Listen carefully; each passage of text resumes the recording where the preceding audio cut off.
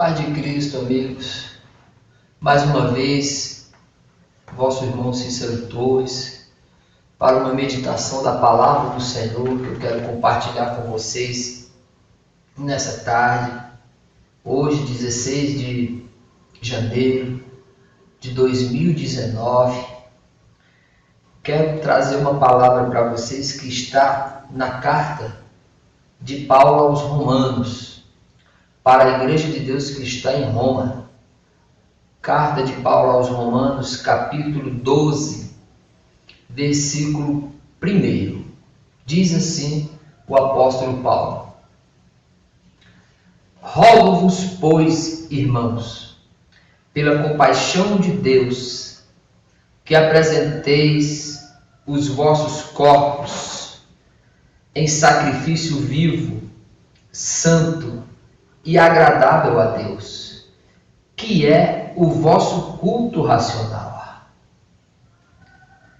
Queridos irmãos, quando o apóstolo Paulo, que foi aquele apóstolo chamado pelo próprio Cristo a caminho de Damasco, quando ele ia perseguir a igreja de Cristo, que não era um templo, mas as pessoas que seguiam Jesus, que é a verdadeira igreja de Cristo, que não é um templo com um nome, mas são pessoas que amam a Jesus de verdade.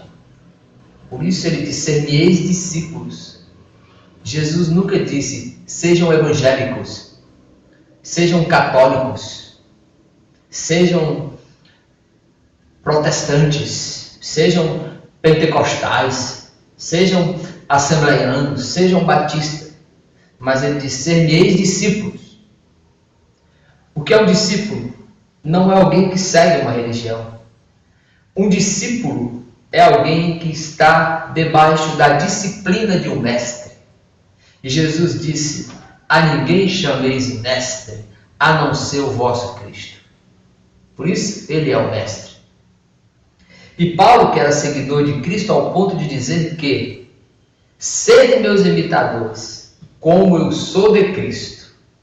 O que Paulo está dizendo não é para nós imitar ele, mas imitar Cristo. Sede meus imitadores, como eu sou de Cristo. O que Paulo está dizendo: tudo que tiver em mim, que se parece com Cristo, vocês devem seguir.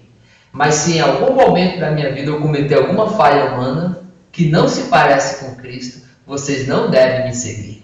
Sede meus imitadores, como eu sou de Cristo.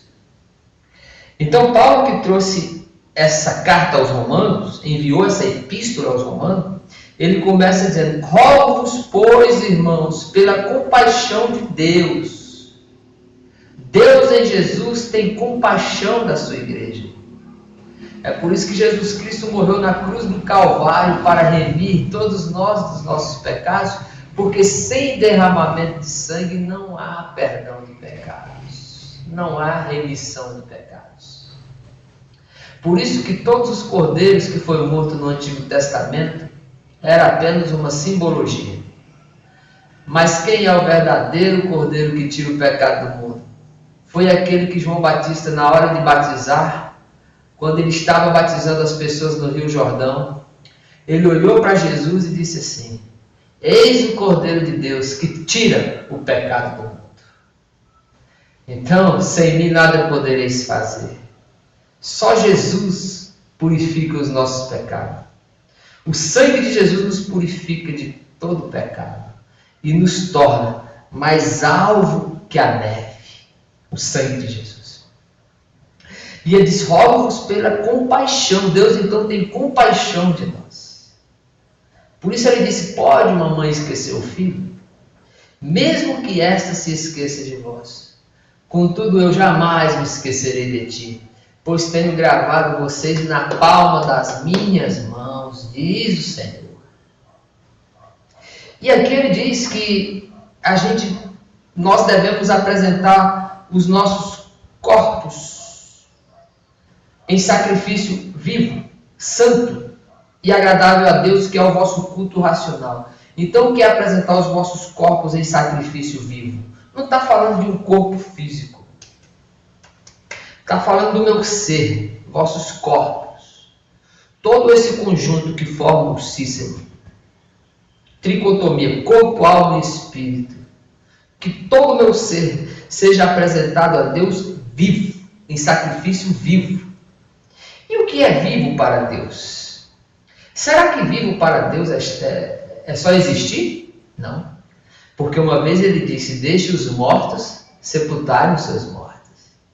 Vivo para Deus são aquelas pessoas que se encontraram com Cristo e têm uma vida de amor a Deus e ao próximo, e à natureza e os animais em geral. Vivo é quem vive para Deus. Porque quem vive para Deus e recebeu Cristo como Senhor e Salvador da sua vida, diz a palavra, ainda que esteja morto, viverá. Diz o apóstolo Paulo, morrendo ou vivendo somos do Senhor. Porque o Senhor não é o Deus dos mortos, mas Ele é o Deus de Abraão, de Isaac e de Jacó. Ele é o Deus dos vivos. Então, para Jesus, não existe morte quando estamos com Ele. Porque Jesus, na cruz do Calvário, matou a morte. Jesus matou a morte na cruz do Calvário. Por isso, vivendo ou morrendo, somos do Senhor. Por isso que ele olhou para o ladrão da cruz e disse, ainda hoje estarás comigo no paraíso. Por isso que Paulo disse que para ele morrer era lucro, mas ele ia ficar aqui porque precisava fazer a obra de Deus. Então, o que é morto? Morto é quem tem uma vida infrutífera. É uma vida que não produz fruto. Por isso ele fala, apresente os vossos corpos em sacrifício vivo.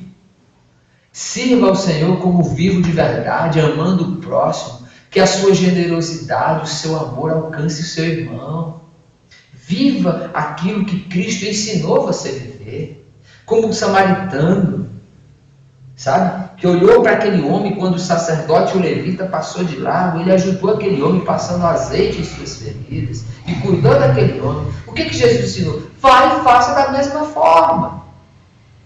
Tem tanta gente que fica perguntando, Deus, qual é o projeto que o Senhor tem para mim? Os crentes, os evangélicos gostam muito de dizer, qual é o teu propósito? O propósito é que você ame o seu próximo e que não se desvie daquele que você pode ajudar. E que aquilo que você já sabe que tem que fazer, faça. Sem ficar adiando. E ele vai diariamente revelando o seu propósito na sua vida.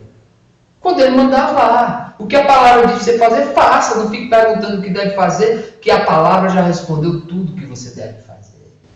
E o que você deve fazer? Ame a Deus acima de todas as coisas. E o teu próximo como a ti mesmo. Você já sabe o que tem que fazer isso. No demais ele vai te orientando pela bendita palavra. E o que não entendes agora, entenderás depois. Não se preocupe. Talvez entenderás ainda hoje nessa mensagem. Que a voz é do irmão Cício, mas a palavra é de Deus. Então apresente o seu corpo em sacrifício vivo, santo e agradável a Deus. O que é santidade? Tem gente que pensa que santidade é dormir de terno. É ir na praia de calça social.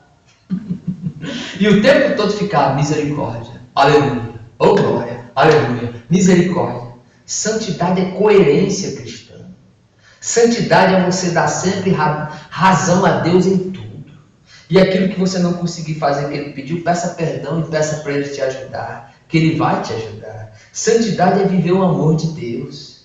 Não tem nada a ver com vestir saia, não tem nada a ver com usar batom, não tem nada a ver com usar brinco, não tem nada a ver com doutrinas de homens, que não tem nada a ver com doutrina de Cristo. Santidade é viver uma vida de coerência em amor ao seu próximo, em amor a Deus, em amor à vida, em amor à natureza. Não é um conjunto de regras de uma religião qualquer. Apresente os vossos corpos em sacrifício vivo, santo e agradável a Deus, que é o vosso culto racional. Infelizmente, hoje os irmãos das igrejas pentecostais não fazem mais um culto racional. Eles fazem um culto emocional. É pula-pula, é gritaria, é esquisitice. Quando o apóstolo Paulo diz lá em Coríntios, faça-se tudo com ordem e decência. Se chegar lá uma pessoa lá fora e ver vocês tudo falando em língua, se ele canta lá na praia, chupa, bala, house, rala, bala, bala. Se chegar o pessoal lá fora que não entende, não dirão porventura que estás louco. palavra, irmão pentecostal. A Bíblia diz para fazer tudo com ordem e decência e fazer a Deus um culto racional. O que é um culto racional? É quando eu não desprezo a razão. É um culto em que eu raciocínio. Culto racional. É aquele culto que eu experimento a boa palavra de Deus e entendo, me alimento dela, guardo ela no meu coração, para nunca mais esquecer dela e não pecar contra Deus. Culto racional é um culto que eu entendo a palavra. É um culto que eu saio entendendo a pregação do verdadeiro Evangelho de Deus. Mas como que a gente vai fazer um culto racional no meio de uma gritaria? Quando Paulo diz para fazer tudo com ordem e decência. E está aqui dizendo na sua Bíblia, irmão pentecostal, apresente a Deus um culto racional, faça as coisas com ordem e decência. Eu acho engraçado que esses irmãos barulhentos, exagerados, eles só fazem isso em público. Parece que é um espírito que só se manifesta em público. Sabe, o Senhor nos chamou para sermos diferentes, não esquisitos. Por isso que o verdadeiro pregador hoje em dia que prega o Evangelho verdadeiro, com entendimento da palavra, com a unção de Deus para ensinar a palavra, ele não tem muito valor não. O que tem valor é o que fica o tempo todo, aleluia, glória a Deus, oh, aleluia, e batendo palma e fazendo esquisitices. Aí termina o culto, a pessoa diz, e aí como foi o culto? Foi fogo puro, mas você entendeu o quê? Não entendi nada. Guardei a tua palavra no meu coração para não pecar contra ti. Isso se parece com Cristo? Essas esquisitices se parecem com o Evangelho?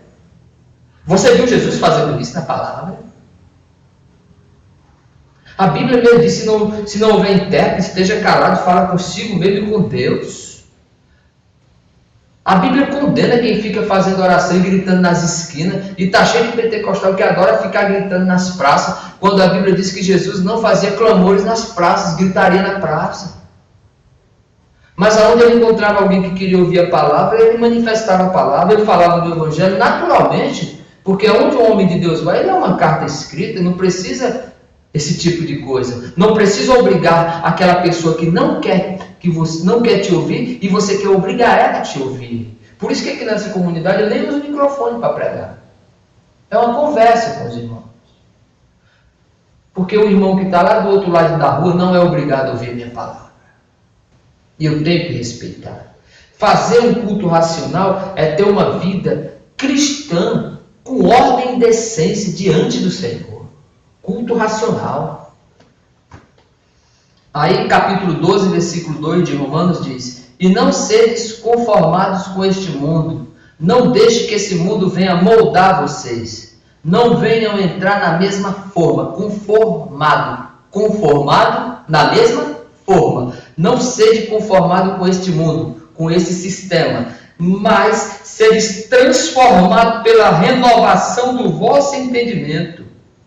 Não se conforme com a covardia, não se conforme com as injustiças, não se conforme com a intolerância, não se conforme com as heresias dos falsos profetas, não se conforme com o mundo que o amor se acabou, mas seja transformado pela renovação do vosso entendimento. A sua mente se renovou depois que você se encontrou com Cristo e a palavra, porque Cristo é a palavra, o verbo que não se encadernou, mas que se encarnou e habitou no meio de nós. Apocalipse 19, 13, estava vestido de uma veste salpicada de sangue, e o nome pelo qual ele se chama é a palavra de Deus. Jesus Cristo é a palavra de Deus, o verbo que se fez presente e habita no meio de nós. Bom, não te conforme com esse mundo, mas seja transformado por tudo que você aprendeu de Cristo. Por isso agora você já não faz mais a sua vontade, mas a vontade de Cristo. Você não anda mais nas paixões carnais da sua alma, mas na vontade de Cristo. Por isso que você pegou seu livre-arbítrio e entregou a Cristo e disse, me ensina, Senhor, porque eu quero ser ensinado por Ti. Isso é ser transformado pela renovação do vosso entendimento, para que experimenteis, parte B do versículo, qual seja a boa, agradável e perfeita vontade de Deus. Qual é a boa, agradável e perfeita vontade de Deus? É que você viva em amor, É que você viva a verdadeira palavra de Cristo. E cada vez que você for tomar uma atitude, pergunte para você mesmo e analise a palavra e diga: como que Cristo ia fazer se ele estivesse no meu lugar? Como que Cristo ia fazer? Tem gente hoje em dia que prefere seguir um líder político. Tem até um aí que falou desse jeito para uma mulher: eu só não estupro você porque você é feia. Já pensou um homem falar isso para uma mulher? E tem gente que acha que ele é uma referência. Que ele é um mito. Um homem que pega o dedinho de uma criança e ensina ela a tirar. Pegando o dedinho dela e fazendo. E dizem que é mito. Ah, as pessoas adoram idolatria. As pessoas gostam de uma idolatria. Idolatram líderes políticos, líderes religiosos. Idolatram cantores, entre aspas, famosos. Meu amigo, Jesus é mais do que tudo isso. Porque Jesus não é apenas um sábio, mas é a própria sabedoria. Porque todos os tesouros da sabedoria e da ciência estão em Cristo. Ele é maior do que tudo isso. Ele é maior do que Abraão. Ele é maior do que tudo. Ele é criador de todas as coisas. Por isso a palavra vem dizer para nós que você deve experimentar qual seja a boa, agradável, perfeita vontade de Deus. E depois que você experimenta qual seja a boa, agradável, perfeita vontade de Deus, nunca mais você quer largar Jesus. Você não faz uma consagração de uma semana só, que nem tem algumas igrejas aí. Você faz uma consagração da vida toda. Porque quem se encontrou com Jesus verdadeiramente nunca mais quer deixar ele. Mesmo que ele diga: vocês também querem ir? O que Pedro respondeu, e eu também respondo: para onde iremos, Senhor? Se só o Senhor tem palavras de vida eterna. O Papa não tem palavra de vida eterna.